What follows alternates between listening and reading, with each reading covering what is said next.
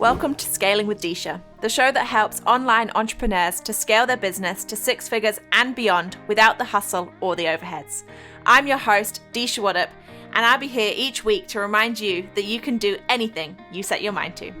Hello and welcome to the very first episode of Scaling with Deasha. I am so excited that you're here, so thank you so much for hitting the subscribe button, and if you haven't done that yet, go ahead and do it now. I am your host, Deasha Waddup, and I am talking to you today about quitting your job. This is a massive part and a huge step in any entrepreneurial journey, and I have done it 3 times. So I have a massive amount of experience in this area, and I wanted to share this story with you because I know this is something that you either have already done in your entrepreneurial journey, or maybe you're looking at the way that you want to go, and this is in your future. So I wanted to share with you what my experiences was and how you can replicate this or do it completely different and better and in a more comfortable way. Me personally, I love to get uncomfortable. So I do that a lot. And that is how I have built my business. I've built my life. I get uncomfortable. I do crazy things. And when I look back, I think, what was I thinking?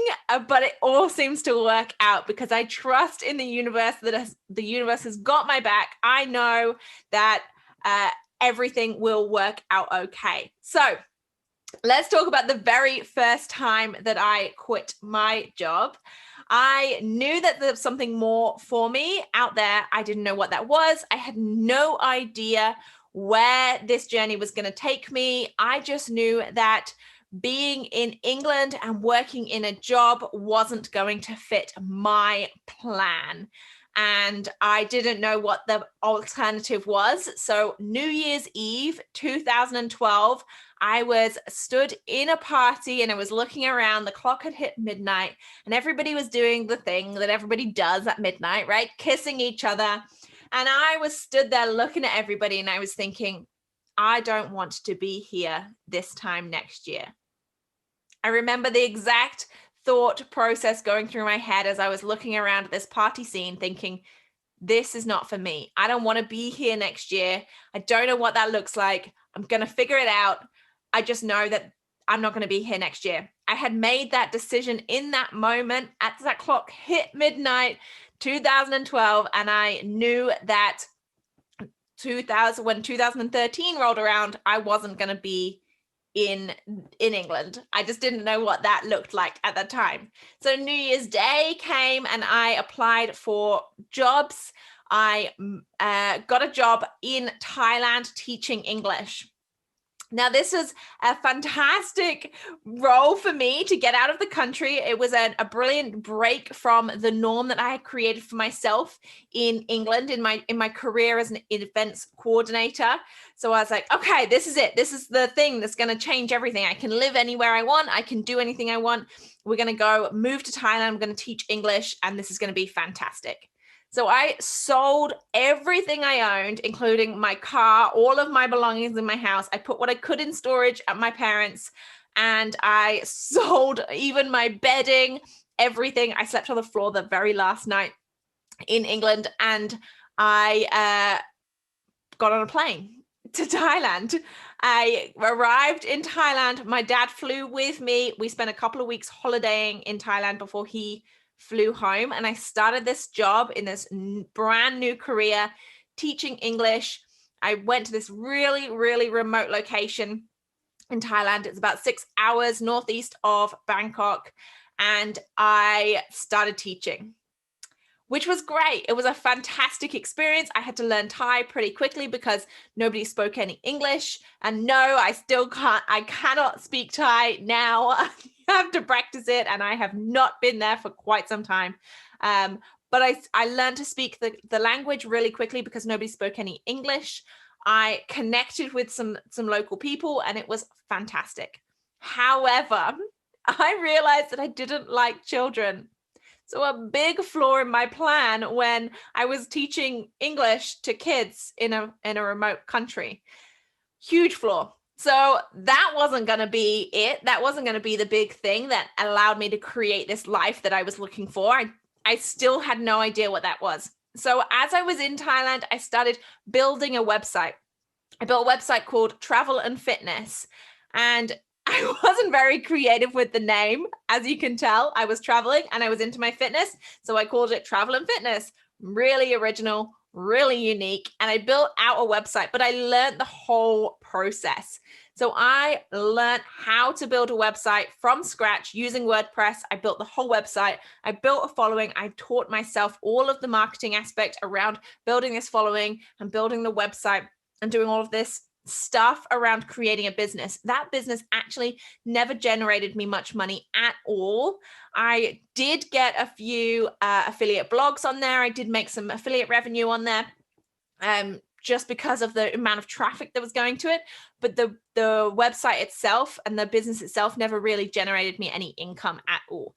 However, it was a great learning platform for me to understand how to build websites, how to build an audience, how to do that digital marketing, and how to get myself out there a little bit more and generate traffic to a website. So fast forward to 6 months later, I was in Thailand. I had a friend that I'd met there. She was also English, and she asked me if I wanted to move to Australia. So I did.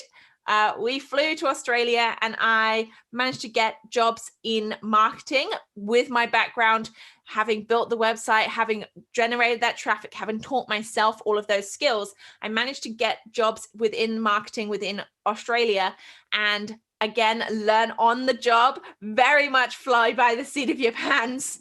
I was sponsored to stay in Sydney. I was working for a recruitment company. Everything was good. I was living the dream. I was in Sydney. I was cruising along and it was fantastic. I had a good job. I was living by the beach. Everything that I thought that I wanted. And then I realized it wasn't what I wanted. I was literally doing the same thing I would be doing in England, but just in a different country. I was still working in a corporate role. I was still going to work every day, and nothing had really changed apart from my location. So again, it took me a while. I was in that role for 3 years, and it took me a while to figure out that this wasn't going to be the thing. It wasn't why I left England. It wasn't going to be the thing that was going to make my life okay. I wasn't going to be happy in that role. So what was going to be next for me? So I started doing some freelance work on the side. I would finish work during the day and I would work in the evenings on my side hustles. I would be on Fiverr, on Upwork. I'd be connecting with people. There was a website called Airtasker in Sydney then.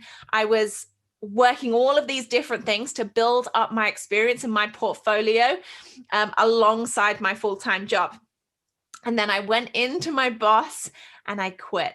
And I always remember the day I walked into her office and said, could I have a word? I thought I've done this before. It's a bit of deja vu here. Can I have a word? I want to hand in my notice. And we had a conversation around what it was that I wanted to do. And I said, I'm going to go back to Asia. I'm going to figure out this thing. I want to start a business. And she said to me, you are 30 years old. Do you really want to go back to being a backpacker? Maybe you need to take 2 weeks to have a think about it and make sure that this is really what you want to do. So I took the 2 weeks. I came back. I walked back into her office with the exact same words. I still want to quit my job. She was like, okay, fine. If that's what you want to do now, that's fine. So obviously my connection with Australia was also tied to that organization as a visa. So I had to leave the country. So I traveled a bit inside the country before I left. I went to all of the places that I hadn't been to make sure that I got those buckets ticked, Uluru, Darwin, Perth, and then I flew over to Bali. Bali was where I thought I was going to stay. I had heard about Bali. I'd never visited Bali. I loved the idea of it. So I flew to Bali and I managed to find a house share with a lovely German girl, and we had a house share together. And I started working and building out that portfolio even more in Bali. So I have quit now for the second time. And this time, I think I figured it out. I think I figured out what I wanted to do. So I was building the freelance business. I was getting some work on. I was working really hard on this hustle that had now become the full-time hustle that I was going to do. And I was traveling. So I said, yes, this is it. This is going to be amazing. This is what I wanted to do. This is what I was destined to do. It's going to be awesome. Yes. So I found some house sitting jobs. So if you've ever heard of house sitting, it is an awesome way to travel the world for free and get to live in other people's houses, look after their animals, and I could build my business whilst doing that from any location. And I lived in some beautiful homes all across Asia whilst house sitting and building my business and looking after their animals for free. So I got villas with pools. I had nice high-rise apartments in city centers. I had beautiful beach locations. I had everything, and it was amazing. However, I was still stuck. I was still lonely. I was on my own traveling, and building a business and traveling around became very lonely on my own. And I just felt stuck again. I still wasn't happy. It still wasn't working. And I couldn't put my finger on why the business wasn't taking off, what I needed to do. I had no idea what I needed to do to get to the next step. I had no idea what I needed to do to build a successful business. And even at that point, if I wanted to, because so far it hadn't hit those buttons that I had in my head that I wanted to create. So fast forward 8 months, and I had enough. I was like, right, I'm out. I can't do this. I don't know what I'm doing. This is hard. I don't know if I can make this a success. And I am struggling here in Asia. And I'm missing family. I'm missing friends. By this point, I had been away for almost 5 years. So I was missing everything. And I just didn't know if this was the right step for me. I had no idea what I was doing. So I went back to England. I arrived. I surprised my mum. I had my dad pick me up from the airport, and my sister and I went round to my mum and completely surprised her, which was fantastic and such a nice thing. I was watching the video the other day of me surprising her and how impressed she was. And it was beautiful. So I surprised my mum. One thing I did way back when in 2012 was I made sure that I had enough money in an account that I couldn't touch for 5 years, for the entire time that I was away, so that if I ever had to come back, I had enough money for the deposit of the first month rent, so that I didn't have to live with my parents for longer than I needed to get a job. So I knew that the first step back was to get a job. I had the deposit and first month's rent already saved up. I just needed to find that job to be able to pay for the following month's rent. So the whole of the first month I spent looking for jobs. I got a job in Manchester. So I moved to Manchester and found a housemate and moved in and started a new job. Fantastic. Okay, so I'm back in corporate, starting exactly where I was 5 years beforehand, in a corporate role, now in marketing. So I was learning more and more and more, but I was still back where I was. I was still in a job. I was still in Manchester. Nothing had really changed apart from I had traveled the world in 5 years and seen so much more. So I needed that validation. I needed that confidence to know that I was good enough, that I knew what I was doing, and that people would pay me for this.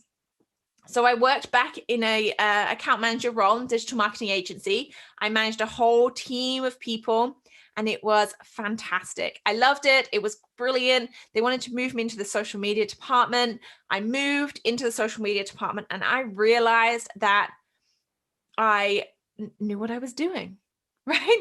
I had been building a social media management agency on the side for a few years. At this point, I had been freelancing. I'd been building this agency. I had a website, had all of these things going on. And then they said, yeah, you're really good at this. We're going to move you into this department. And I was like, yeah, I know. I'm building a business on the side that is just this. So that gave me the ammunition to quit that job. However, I still wasn't confident enough to go full in on my business. So I then got another job that was a work from home job. So this was in recruitment. So I had worked in this industry before. I was still doing marketing, but I was also doing admin and office and admin and executive assistant roles. So I moved into this different role that meant that I could work from home. That gave me even more freedom to build my business up on the side and give me that flexibility to work from home and to build the business up on the side as well. And I still wasn't ready to quit. By this point, my income from my business was overtaking my full-time income. I had already made more in my business than I was making in my job every day. So something had to give for me to be able to push and actually quit my job finally. I still wasn't ready. The final push was the universe saying, hello, Deasha, you know what you're doing. You are good at this. Go ahead and quit your job and just go all in. So for the very last time, I quit my job. I remember sending that enter button and hitting the button and handing in my notice, and I was absolutely terrified. I don't think that ever changes. And I want you to know that when you get to this point, if you haven't already quit your job, and I would love to hear from you if you are already further along and you have quit your job, absolutely tell me your experience. I would absolutely love to hear the final enter button and how that impacted your life and how that felt for you. Because for me, it was absolutely terrifying. The moment I hit that button meant that everything had to work out in my business.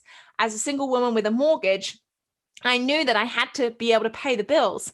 I had to be able to put food on the table for myself and the dog.